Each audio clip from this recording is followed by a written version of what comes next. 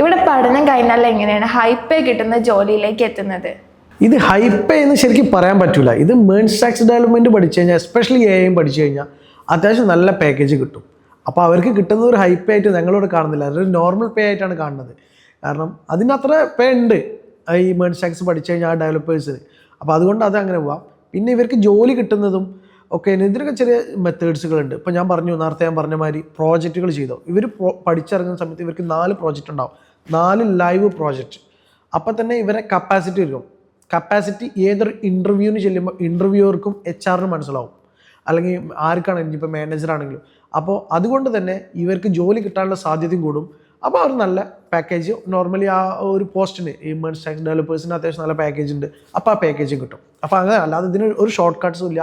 പഠിക്കുക, പ്രാക്ടീസ് ചെയ്യുക, പ്രോജക്റ്റ് ചെയ്യുക, അത് നമ്മൾ റിക്രൂട്ടേഴ്സിന് ഷോ ചെയ്യുക. പിന്നെ റിക്രൂട്ടേഴ്സിന് ഇത് ഷോ ചെയ്യുന്ന സമയത്ത് അവരിതിന്ന് ഒരുപാട് ക്വസ്റ്റ്യൻസ് ചോദിക്കും. അതായത് നമ്മൾ ചെയ്ത പ്രോജക്റ്റ് നമ്മൾ തന്നെയാണോ ചെയ്ത്, അല്ലെങ്കിൽ പുറത്ത് എവിടെന്നെങ്കിലും ചെയ്യിച്ചെന്ന് നോക്കും. കാരണം കോളേജുകളിൽ നിന്നൊക്കെ അങ്ങനെ പലതും നമ്മൾ കേൾക്കാറുണ്ട്, പ്രോജക്റ്റ് അവിടുന്ന് പോയി ചെയ്യുക, അവിടുന്ന് ചെയ്യാന്നൊക്കെ. അപ്പോൾ അതുപോലെയാണ് നോക്കും. അപ്പോൾ A to Z അവർ കാര്യങ്ങൾ ചോദിക്കും. അപ്പോൾ ആ ചോദിച്ചു കഴിഞ്ഞാൽ അവർക്ക് മനസ്സിലാക്കാൻ പറ്റും ഇത് നമ്മളാണോ ചെയ്തത് അല്ലെങ്കിൽ സ്റ്റുഡൻ്റ് ആണോ ചെയ്തതെന്നുള്ളത്. ഇത് മനസ്സിലാക്കി കഴിഞ്ഞാൽ പിന്നെ റോളില്ല, നേരെ അവർക്ക് ഓഫർ ലെറ്റർ കൊടുക്കുകയാണ് സാധാരണ ചെയ്യാറ്. അപ്പോൾ ആ ഒരു മെത്തേഡാണ് ഞങ്ങളിവിടെ വെബ്കോണിക്സിൽ ഫോളോ ചെയ്യുന്നത്. അതുകൊണ്ടാണ് ഇവിടെ പിന്നെ കുട്ടികൾ പഠിക്കുന്നതും ജോലി കിട്ടുന്നതും ഒക്കെ ഒരു സൈക്കിളായിട്ട് പോകുന്നത്. അപ്പോൾ ചുരുക്കി പറഞ്ഞാൽ ഇതിനൊന്നും ഷോർട്ട് കട്ട്സോ ട്രിക്സോ ഒന്നുമില്ല. ഇതിനൊക്കെ സിസ്റ്റമാറ്റിക്കായിട്ട് ഫോളോ ചെയ്യേണ്ട രീതിയുണ്ട്. ആ രീതിയിൽ ഫോളോ ചെയ്യുക, അവർ നേരെ അച്ചീവ് ചെയ്യും. പിന്നെ ഇവിടുന്ന് പ്ലേസ്മെൻറ്റും കാര്യങ്ങളും എല്ലാ അസിസ്റ്റൻസും നമ്മൾ ഇൻസ്റ്റിറ്റ്യൂട്ടിൽ നിന്ന് ചെയ്ത് കൊടുക്കുന്നുണ്ട്.